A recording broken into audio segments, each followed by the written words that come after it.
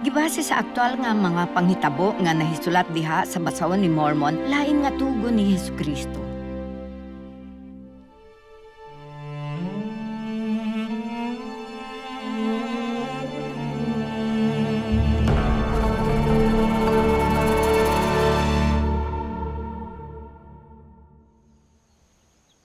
Ako tuyo, nga mipapundok kaninyo.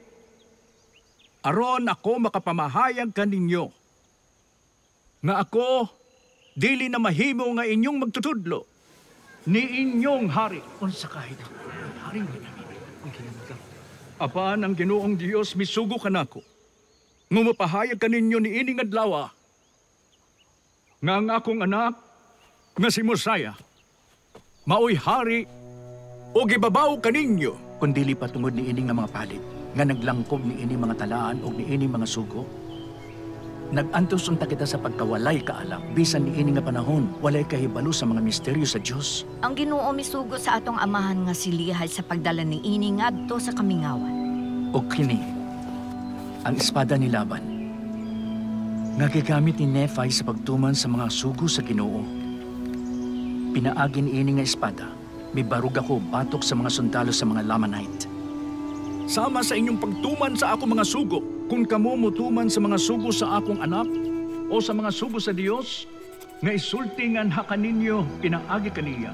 Ang inyong mga kaaway, walay gahom batok kaninyo. Apan o akong mga katawhan pag-amping, tingali o gadunay mo abot ng mga panagbingkil tali kaninyo. Ug basin kamo mupili sa pagtuman sa daotang espiritu. Kay tanawa, adunay kaalautan nga gitakda diha kaniya, kinsa mupili sa pagsunod ni ana nga espiritu.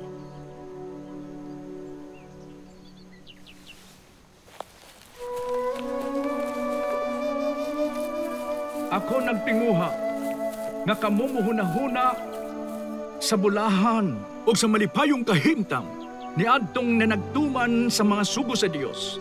Kay tanawa, bulahan sila sa tanang mga butang, sa temporal o sa espiritual. O kung sila magpabiling matinud-anon, hangtod sa katapusan dawaton sila sa langit, aron sila makapuyo uban sa Dios diha sa kahintang nga walay katapusang kalipay.